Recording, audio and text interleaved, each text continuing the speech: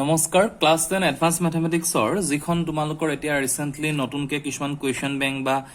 particular model question ওলাইছে তাত এটা পাৰ্টিকুলাৰ কোৱেশ্চন আছিলে টোটাল আমি তিনটা কোৱেশ্চন ডিসকাস কৰিম সো ফাৰ্স্ট যেটো কোৱেশ্চন বহুত কেজন ষ্টুডেন্টে দিছিলে sin alpha plus beta is equal n sin alpha plus beta যদি n is not equal 0 হয় তেন্তে প্ৰমাণ কৰা যে cot alpha is equal n minus 1 divided by n plus 1 cot beta So, এই কোৱেশ্চনটো বহুতে ট্ৰাই কৰিছে মেথডটো অলমোস্ট সকলোৰে হৈছে সো যেটা মই চালো এই কোৱেশ্চনটোত কি হ'ল ফাৰ্ষ্টতে তোমাৰ এখিতে এটা এই যেটো sin alpha plus beta equal n sin alpha plus beta লিখা আছে এটো একচুয়ালি alpha minus beta হ'ব plus beta হলে তোমাৰ এনসাৰটো নাহে যেটো মই অলৰেডি কৰি চালো এটো দেখাম তোমালোকক এন্ড ইয়াতে তোমালোকে এটা এজাম্পশন লব পাৰা যে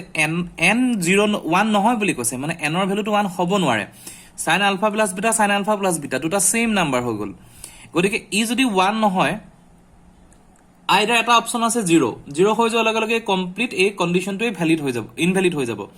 সো 1 ৰ বাহিৰে যিকোনো নাম্বাৰ ললে এই কন্ডিশনটো কেতিয়াও স্যাটিসফাই কৰিব নোৱাৰে কাৰণ ইয়াৰ ভ্যালু সমান ইয়াৰ যদি আমি যিকোনো ডেসিমেল হক যিকোনো নাম্বাৰ লও এটো কন্ডিশন স্যাটিসফাই নহয় গতিকে এই এজাম্পশনটো অলৰেডি ইখিতে ফুল আছে সো যদি আমি sin alpha plus beta লৈ কৰো sin alpha plus beta ইফালে মই n টো ৰাখিলো sin alpha plus beta আনিলো then same sin a plus b ফৰ্মুলাত যদি গুছি যাও So ultimately আমি এনেকুৱা স্টেজত আহি যাব যেটো তোমাৰ sin alpha beta cos alpha divided by sin beta is equal n minus 1 1 minus n আহিলে মানে n plus 1 যেটো আমাৰ according to questionত লাগিছিল n plus 1 any condition ইয়াত নাহে গতিকে আমি sin alpha minus beta লৈ আমি আনসাৰটো সলভ কৰিম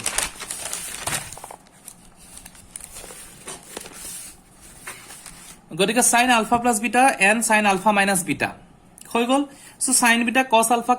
sin alpha cos beta cos alpha sin beta equal n n multiply হৈ যাব ডাইৰেক্ট মাল্টিপ্লিকেশন কৰি দিছো sin alpha cos beta minus n cos alpha sin beta so এটা যেটা কৰিম sin alpha cos beta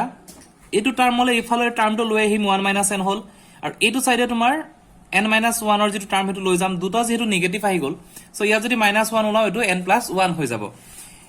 তেতিয়া বাকিখিনি তোমাৰ অলমোস্ট সেমে হয়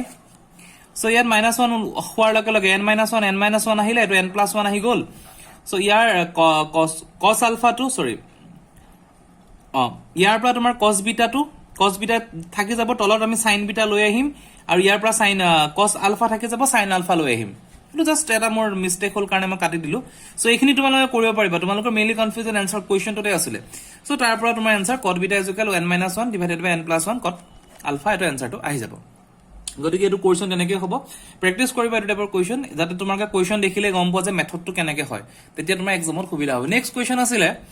the difference between positive fraction and its reciprocal is 0.45 find the fraction এনেকা টাইপৰ কোৱেশ্চনটো তোমাৰ এটো তোমাৰ কোৱাড্ৰেটিক ইকুৱেশ্যন দ্বিঘাত সমীকৰণৰ কোৱেশ্চন এটো কোৱেশ্চন দেখিলে গম পায় গতিকে সেই বস্তুটো তোমালোকে গম পাব লাগিব আৰু যেটো ফ্ৰেকশন দি আছে 0.45 Generally a decimal point to খদা আতৰাই কৰিবা 45 by 100 কৰিবা তাৰ পিছত তোমালোকৰ আনসাৰটো ওলোৱাৰ সুবিধা হ'ব যেটা নিউমেৰিকেল ডিজিটত আহি যাব আনসাৰটো সো আমি কোৱেশ্চনটো সলিউশনটো চাম let x be the proper fraction আমি x to proper fraction ললো reciprocal কি হ'ব 1 by x কোৱেশ্চনটো দি আছে কি মেইন proper fraction টো পৰা reciprocal টো মাইনাস কৰিলে 0.45 আহিব এতিয়া সো তোমাৰ কোৱেশ্চনটো হৈ গল x minus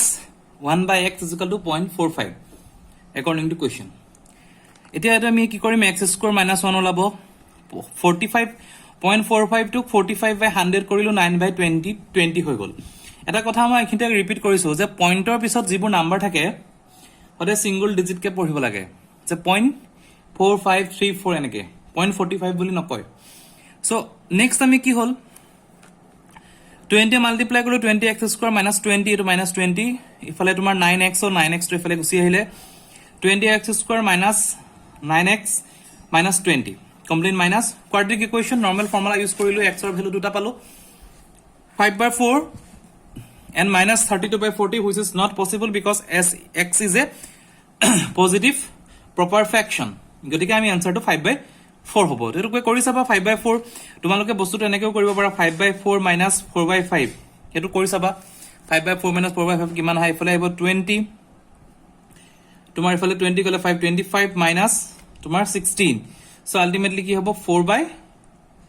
25 and 16 9 by 20 so 9 by 20 মানে যেটো আমি অলৰেডি আমি পাইছো 9 by 22 গতিকে এটো আনসাৰটো কাৰেক্ট হৈ গল নেক্সট আৰু এটা কুৱেশ্যন আছিলে এডভান্সৰে লগাৰিথমৰ so when the value of a log m to the base a এটো কেনেকৈ পঢ়ে log m to the base a যেটো m ভ্যালু লাগে হেতু to the base a যেনেকৈ 20 to the base 10 60 to the base 10 generally 10 টো common হিচাপে লোৱা হয় লগত so log m to the base a cannot be find out আমি কেতিয়া হে ভ্যালুটো উলিয়াব নোৱাৰো প্ৰথম কথা আছে নেগেটিভৰ log ভ্যালু নোলায় কিন্তু ইয়াত মেইনলি বেস টু কনসেন্ট্ৰেট কৰিব লাগিব ইয়াত কি লিখিব লাগিব অসমীয়া লিখি লবা তোমালোকে মই ইংলিশতে কৈ দিছো when a is less than 1 যেতিয়া a একতকে সৰু হ'ব and negative এটো কন্ডিশনত আমি we cannot find the value of log a value যদি হেতু হয় আমি লগৰ then we cannot find the value of log value moreover also if m is negative যদি m to negative হয় we cannot find the value of log so এই দুটা condition তোমালোকে লিখিবা তাত যদি m ৰ ভ্যালুটো নেগেটিভত আহে ঋণাত্মক ভ্যালু আহে তেতিয়া তোমালোকে m ৰ লগৰ ভ্যালু উলিয়াব নোৱাৰা আৰু a যদি একতকে সৰু হয় আৰু ঋণাত্মক বা নেগেটিভ ভ্যালু থাকে তেতিয়া তুমি লগৰ ভ্যালু উলাব নোৱাৰা গতিকে আনসাৰ কেইটা এইকেইটা কিবা থাকিলে জনাবা থ্যাংক ইউ